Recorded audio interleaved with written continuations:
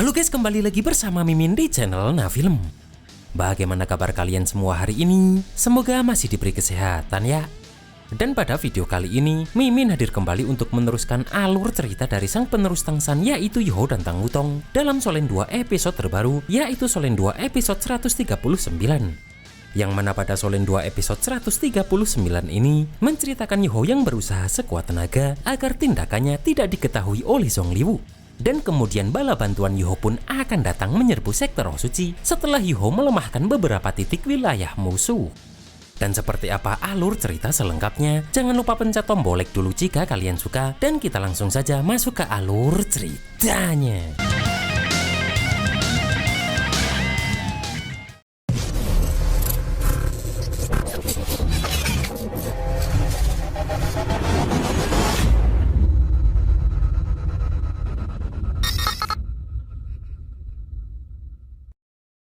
Di sini pun Tangya bertanya, apakah Jiamian ini mempunyai masalah dalam kultivasi hingga auranya berubah?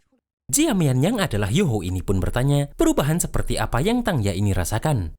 Namun Tangya tidak bisa menjelaskan, hanya saja dia merasa jika aura Jiamian ini terasa lebih akrab dari sebelumnya. Bahkan ada perasaan yang familiar. Yoho pun terkejut karena Tangya masih mengingat dirinya. Di sini pun Jiamian mengatakan jika kultivasinya tidak ada masalah. Kemudian sambil pergi pun Yoho berjanji jika dirinya pasti akan menyelamatkan Tangya.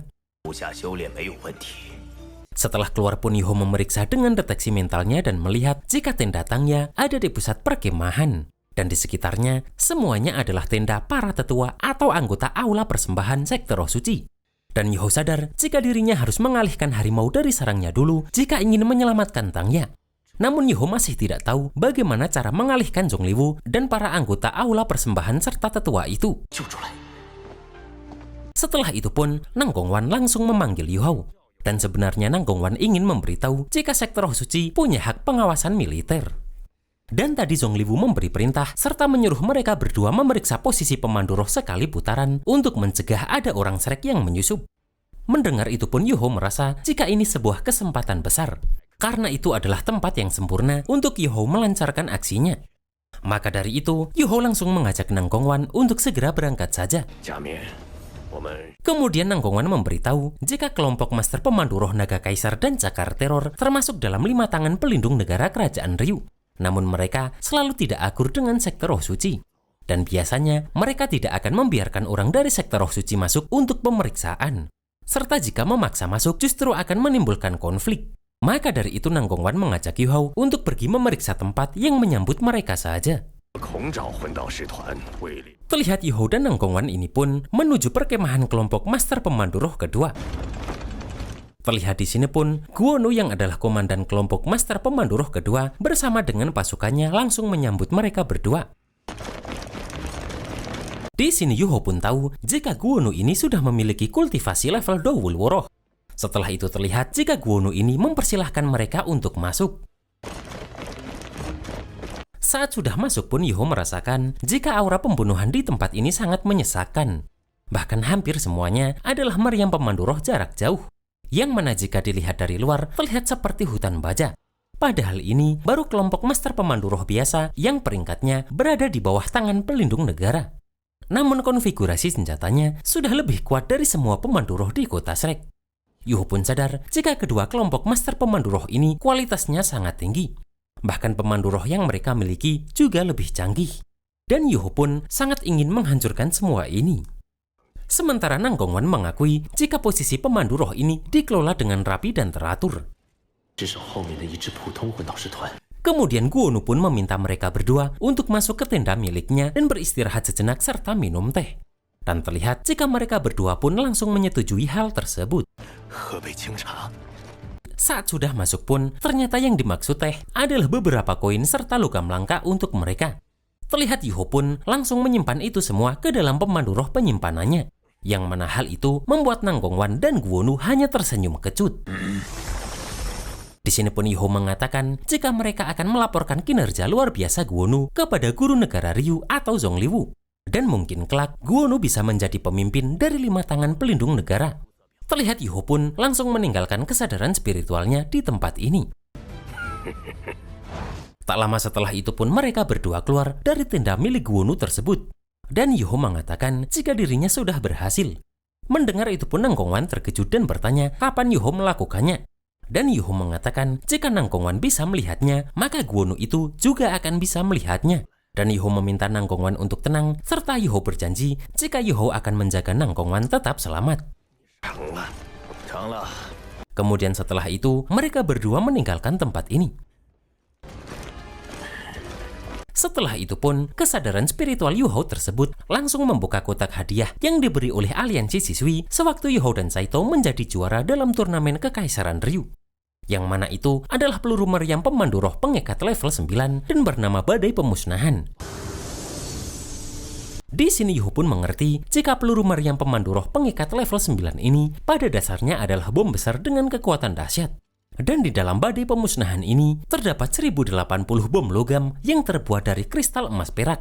Yang mana begitu meledak, maka kristal emas perak akan terbang bersama pecahan yang menyebar. Kemudian begitu menyentuh logam apapun akan memicu ledakan kedua. Dan saat itu, seluruh posisi pemandu roh akan berubah menjadi lautan magma.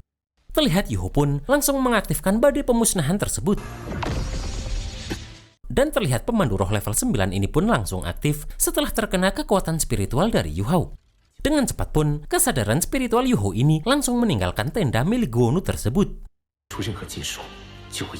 Sementara Gwonu yang sedang berada di depan pun merasa jika dengan rekomendasi dari dua tetua tadi, selama dirinya bisa meraih jasa besar dalam pertempuran kota Tianling, maka posisi Gwonu pasti bisa naik lebih tinggi. Namun saat kembali masuk ke perkemahan pun Gwonu merasakan jika ada sesuatu yang tidak beres dari dalam tendanya. Bahkan Gwonu merasa jika jantungnya seperti berhenti berdetak. Kemudian Gwonu langsung meminta semua prajuritnya untuk siaga dan segera mengaktifkan pertahanan gabungan pemandu roh. Terlihat mereka langsung mengaktifkan formasi untuk melindungi perkemahan mereka ini. Di sini pun Gwonu dikejutkan saat kembali ke tendanya. Karena pemandu roh itu sudah aktif dan langsung meledak begitu saja. Terlihat ledakan dari pemandu roh level 9 ini pun sangat dahsyat hingga menghancurkan pelindung yang dipasang tadi. Dan tak hanya itu saja, karena ledakan tersebut juga merusak semua tenda di tempat ini serta semua pemandu roh yang sudah dipasang di tempat ini. Di sini pun ledakan besar dari pemandu roh level 9 tersebut pun meluluh lantahkan perkemahan master pemandu roh kedua tersebut. Bahkan fluktuasi dari kekuatannya pun sampai bisa dirasakan hingga ke perkemahan sekte roh suci. Zongliwu yang melihat itu pun bertanya pada bawahannya ledakan besar itu berasal dari mana. Dan terlihat jika semua orang dari sekte roh suci pun juga keluar dari tenda mereka untuk melihat ledakan besar tersebut. Sementara Yuho tidak menyangka jika kekuatan badai pemusnahan lebih kuat dari perkiraannya. Dan seharusnya itu berhasil memicu ledakan amunisi di dalam posisi pemandu roh sehingga mengakibatkan ledakan berantai. Setelah itu pun Yuho menyadari jika bala bantuannya sudah datang. Sementara Zongliwu tidak menyangka jika ternyata kerajaan Tianhun melancarkan serangan pada saat seperti ini. Di sini pun dahulu petir kegelapan memberitahu Zongliwu jika arah ledakan itu seharusnya berasal dari lokasi kelompok master pemandu roh kedua. Dan dari kekuatan ledakan serta fluktuasi kekuatan roh di udara, kemungkinan besar itu adalah peluru meriam pemandu roh pengikat level 9. Mendengar itu pun Zongliwu heran, kenapa bisa ada peluru meriam pemandu roh pengikat level 9 di kelompok kedua. Kemudian salah satu prajurit datang dan melaporkan jika Lin Hai meminta Zongliwu datang ke tendanya untuk berunding. Di sini pun Zongliwu meminta agar para anggota aula persembahan ikut bersamanya. Sementara yang lainnya tetap di sini dan jangan berpencar sembarangan. Terlihat Tangnya pun seperti curiga dengan Doulu Topeng yang adalah Yuho tersebut. Kemudian Yuho pun mengatakan jika dirinya akan ke tenda komando untuk melihat. Dan jika ada apa-apa, Jiamian akan segera kembali memberitahu mereka. Kemudian dengan cepat Yuho pun pergi dari tempat ini. Di sini pun Doulu petir kegelapan merasa jika sikap normal Jiamian beberapa hari justru terasa tidak normal. Dan Doulu Nektar membenarkan itu karena biasanya Jiamian ini menyuruh mereka berbuat sesuatu lebih sulit dari mendaki langit. Namun hari ini dia malah sangat aktif. Terlihat Yuho pun langsung mengaktifkan domain gangguan mentalnya. Dan terlihat Yuho memasang penghalang kekuatan mental di luar tenda komando untuk memblokir fluktuasi kekuatan roh dan suara dari luar. Yang mana dengan begitu bisa menunda waktu reaksi Zongliwu semaksimal mungkin. Kemudian Yuho pun langsung membuka gerbang kematian yang berada di tenda milik Doulo Topeng tersebut. Sementara Nang Gongwan terkejut karena tiba-tiba bisa muncul salju di musim ini. Di sini pun mereka dikejutkan melihat Xiao Bei yang datang dan menyerang. Bahkan Nang Gongwan pun sampai terlempar terkena serangan tersebut. Meskipun itu adalah salah satu trik Yu Hao untuk menyelamatkan Nang Gongwan. Terlihat Doulo Nether dan Doulo Petir Kegelapan pun langsung bersiap menyadari jika tetua Song Yunji datang. Dan terlihat jika pelindung di tempat ini diaktifkan, melihat tetua Song Yunji mulai menyerangkan burung birunya tersebut. Terlihat Doulo Nether pun langsung menahan serangan itu menggunakan pedang Nethernya. Kemudian terlihat jika Dekan Yen juga datang dan langsung melemparkan Doulo Petir Kegelapan. Dengan cepat pun Doulo Petir Kegelapan ini menggunakan pemandu rohnya untuk menahan serangan dari fonik cahaya milik Dekan Yen tersebut. Kemudian terlihat Nan Chiu Chiu menyerang menggunakan naga merahnya, sementara Ye Guyi menggunakan pedang malaikat sucinya. Dan terlihat pula jika teman-teman Yu Hao yang lainnya juga sudah mulai menyerang orang-orang di sini. Terlihat Doulo Nether sangat marah karena mereka berani menyerang perkemahan sektor Roh Suci. Kemudian Dekan Yen pun terus menggunakan fonik cahayanya untuk membakar tempat ini. Yang mana terlihat jika Doulo Petir Kegelapan juga terkejut dengan serangan mendadak ini. Di sini pun juga terlihat semua orang dari sektor Roh Suci langsung melindungi gadis suci mereka, yaitu Tangya, melihat anggota Shrek sudah berada di depan mereka untuk menyerang. Kemudian terlihat salah seorang prajurit berusaha melaporkan pada Doulo Topeng tentang situasi ini.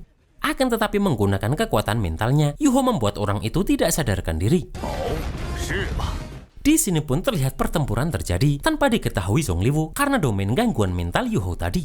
Terlihat Doulo Nether mengeluarkan teknik roh ke-6-nya untuk menyerang Dekan Yen. Akan tetapi Dekan Yen pun dengan cepat menghajar Doulo Nether tersebut.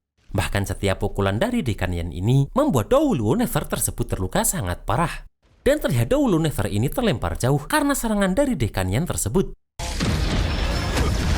Sementara tetua Song Yunji merasa jika Dekan Yen sudah terlalu lama tertindas oleh aura kematian di gerbang kematian Yu Hao.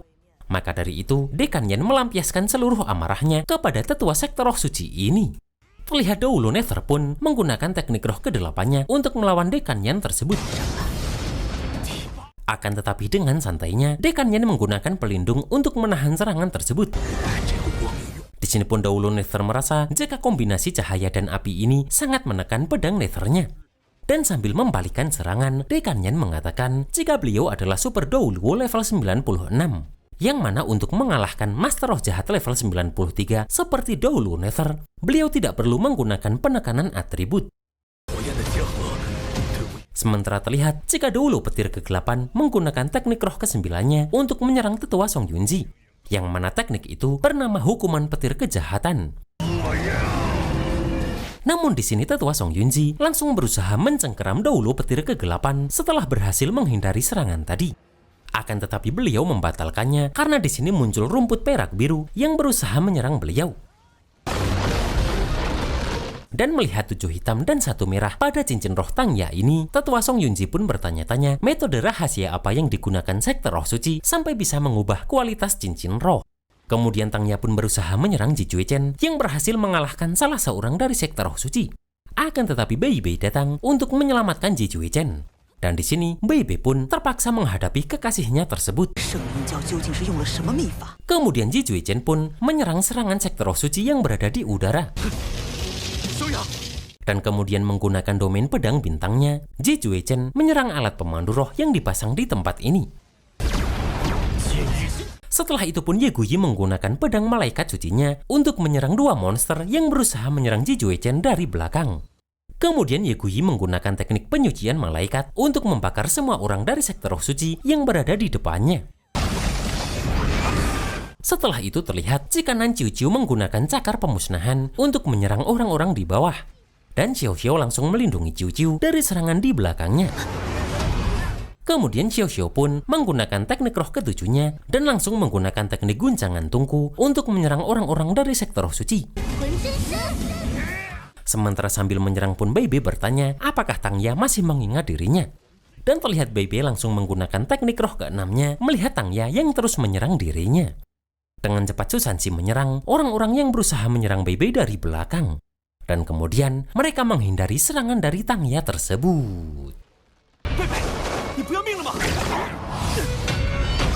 Dan pada Solen 2 episode 140, terlihat jika Yu Hao akan berusaha untuk bisa menyadarkan Tangya lagi. Sementara Dekanyan akan menghadapi Zhong Liwu.